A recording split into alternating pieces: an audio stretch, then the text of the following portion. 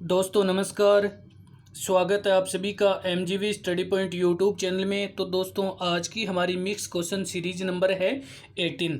तो बात करेंगे इस सीरीज में कंप्यूटर से संबंधित MCQ टाइप के टोटल 25 क्वेश्चन है। और ये जो 25 क्वेश्चन है ये कंप्यूटर स्टोरेज के बारे में है। तो आज हम बात करेंगे कंप्यूटर संग्रहण के इन 25 MCQ क्वेश्चन के। ये UPPCL और JMRC एग्जाम बेस्ड क्वेश्चन है। तो इस वीडियो को जरूर लास्ट तक देखें, लाइक शेयर भी करें और अभी तक अपने YouTube चैनल को सब्सक्राइब नहीं किया है तो ज़रूर इसको सब्सक्राइब करें और अपने फ्रेंड्स को भी फॉरवर्ड करते रहिए। और बात कर लेते हैं आज के हमारे क्वेश्चन की। तो उससे पहले कि सभी परीक्षाओं के लिए इम्पोर्टेंट, जिन परीक्षाओं में कंप्यूटर का सिलेबस है उनके लिए मोस्ट इम्पोर्टेंट क्वेश्चन है। और बात कर रहे हैं आज के हमारे क्वेश्चन फर्स्ट की। क्वेश्चन फर्स्ट आपके सामने स्क्रीन पे है, फ्लॉपी डिस्क का निर्माण किसने किया। तो यहाँ पे हम बात कर रहे हैं फ्लॉपी डिस्क के निर्माण की और ये किया था माइलर ने। तो यहाँ पे हम बात करेंगे जो फ्लॉपी डिस्क है इसका निर्माण माइलर ने प्लास्टिक से किया था और इसकी सतह पर आयरन ऑक्साइड का लेप किया जाता है। और एक जो फ्लॉपी होती है उसमें 1.44 MB डाटा स्टोर हो सकता है। और अब हम चलते हैं, बात करते हैं नेक्स्ट क्वेश्चन की। तो नेक्स्ट हमारे पास क्वेश्चन नंबर है सेकंड और बात कर लेते हैं सेकंड नंबर क्वेश्चन की। फ्लॉपी डिस्क की सतह पर किस पदार्थ का लेपन किया जाता है। तो यहाँ पे हम बात कर रहे हैं फ्लॉपी डिस्क के सतह पर जिस पदार्थ का लेपन किया जाता है वो धातु होती है आयरन ऑक्साइड। हमारा ऑप्शन है ए, आयरन ऑक्साइड का लेप किया जाता है। और अब हम चलते हैं, बात करते हैं। तो आगे हमारे पास क्वेश्चन नंबर है 3। क्वेश्चन 3 में फ्लॉपी डिस्क की संग्रहण क्षमता कितनी होती है। तो यहाँ पे हम बात कर रहे हैं जो फ्लॉपी डिस्क होती है उसकी, और यहाँ पे हमने पहले बात की है तो हमारा आंसर है 1.44 MB। जो फ्लॉपी डिस्क होती है उसकी जो स्टोरेज कैपेसिटी होती है वो 1.44 MB डाटा सेव रह सकता है इसमें। और अब हम बात करते हैं तो आगे हमारे पास क्वेश्चन नंबर है 4। क्वेश्चन 4 में हार्ड डिस्क का प्रयोग किन किन कंप्यूटर में डाटा संग्रहण के लिए किया जाता है। तो अब हम बात कर रहे हैं कि जो हार्ड डिस्क है उसका डाटा स्टोर करने के लिए कौन कौन से कंप्यूटर में प्रयोग किया जाता है। और यहाँ पे हमारा आंसर है ऑप्शन ए, माइक्रो व मिनी। माइक्रो और मिनी दोनों कंप्यूटर में हार्ड डिस्क का प्रयोग किया जाता है डाटा को संग्रहण करने के लिए। अब हम बात करेंगे हार्ड डिस्क। ये एक डाटा स्टोरेज करने की डिवाइस है और इसकी जो अधिकतम संग्रहण कैपेसिटी होने के कारण इसे मोस्ट स्टोरेज डिवाइस कहते हैं। और सिस्टम यूनिट के अंदर यानी CPU के अंदर ये लगी हुई है।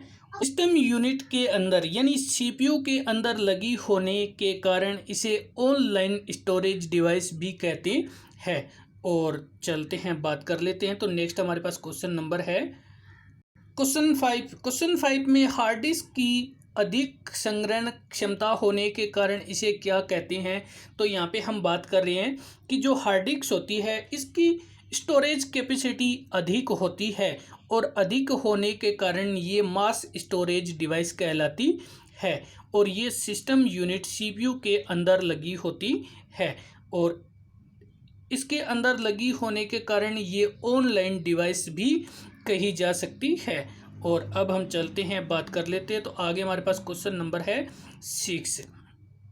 क्वेश्चन 6 में हार्ड डिस्क सिस्टम यूनिट के अंदर लगी होने के कारण क्या कहा जाता है। तो यहाँ पे हम बात कर रहे हैं हार्ड डिस्क की और इसमें जो सिस्टम यूनिट के अंदर लगी होने के कारण ये ऑनलाइन स्टोरेज डिवाइस कहलाती है। जो हार्ड डिस्क है ये CPU के अंदर लगी होती है और इसे ऑनलाइन स्टोरेज डिवाइस भी कहा जाता है। और अब हम चलते हैं, बात करते हैं। आगे हमारे पास क्वेश्चन नंबर है 7। क्वेश्चन 7 में हार्ड डिस्क में किस धातु से निर्मित डेस्क प्लेटर का समूह होता है। तो अब हम बात करें कि जो हार्ड डिस्क के अंदर जो डिस्क प्लेटर होता है वो किस धातु का बना होता है। तो यहाँ पे हमारे पास आंसर है एल्युमिनियम का। हार्ड डिस्क के अंदर जो डिस्क धातु बना होता है और ये होता है एल्युमिनियम का, ये एल्युमिनियम का बना होता है। और अब बात कर लेते हैं अगले क्वेश्चन की। तो आगे हमारे पास क्वेश्चन नंबर है 8। क्वेश्चन 8 में हार्ड डिस्क में एल्युमिनियम से निर्मित डिस्क प्लेटर पर किसका लेप किया जाता है। तो अब हम बात कर रहे हैं जो हार्ड डिस्क होती है उसमें क्वेश्चन 8 में हार्ड डिस्क में एल्युमिनियम से निर्मित डिस्क प्लेटर पर किसका लेपन किया जाता है। तो अब हम बात कर रहे हैं जो हार्ड डिस्क होती है और वो डिस्क प्लेटर बनी होती है उसके अंदर वो एल्युमिनियम की होती है, लेकिन इस पर जो लेप चढ़ाया जाता है वो कौन से धातु का होता है। तो यहाँ पे चुंबकीय आयरन ऑक्साइड है हमारा आंसर ऑप्शन बी, चुंबकीय आयरन ऑक्साइड होता है। और चलते हैं बात कर लेते हैं आगे। तो आगे हमारे पास क्वेश्चन नंबर है क्वेश्चन 9 में सीडी का पूरा नाम क्या है। तो बात कर रहे हैं सीडी के फुल फॉर्म की, और जो सीडी का पूरा नाम है वो है, यहाँ पे हमारा आंसर है option the compact disc. CD का पूरा नाम है वो कॉम्पैक्ट डिस्क है।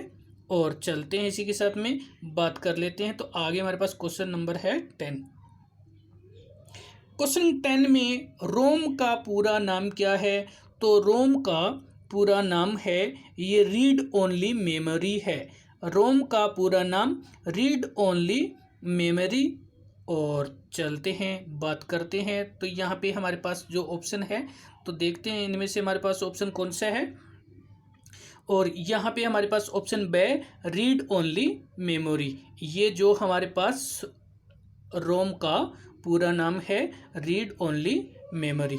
और अब हम चलते हैं बात करते हैं। तो आगे हमारे पास क्वेश्चन नंबर है 11। क्वेश्चन 11 में सीडी रोम में डाटा किसकी मदद से रीड और राइट किया जा सकता है। तो अब हम बात कर रहे हैं कि जो सीडी रोम होती है उसमें डाटा को रीड और राइट करने के लिए किसकी हेल्प ली जाती है। तो यहाँ पे हमारा आंसर है ऑप्शन ए लेजर किरणों से। सीडी रोम में डाटा को रीड और राइट करने के लिए लेजर किरणों का उपयोग किया जाता है। और सीडी रोम में जो लेजर किरणें होती है वो डाटा को रीड व राइट करने के लिए मदद में ली जाती है। और बात करेंगे अगले क्वेश्चन की। तो आगे हमारे पास क्वेश्चन नंबर है 12। क्वेश्चन 12 आपके सामने एक सीडी रोम में कितना डाटा संग्रहित रह सकता है। तो अब हम बात कर रहे हैं कि जो सीडी रोम होता है उसकी स्टोरेज कैपेसिटी कितनी होती है। और यहाँ पे हमारे पास ऑप्शन है, तो ऑप्शन में हमारे पास ए 650 MB डाटा है वो एक सीडी रोम में स्टोरेज किया जा सकता है। और चलते हैं बात कर लेते हैं आगे हमारे पास क्वेश्चन नंबर है 13।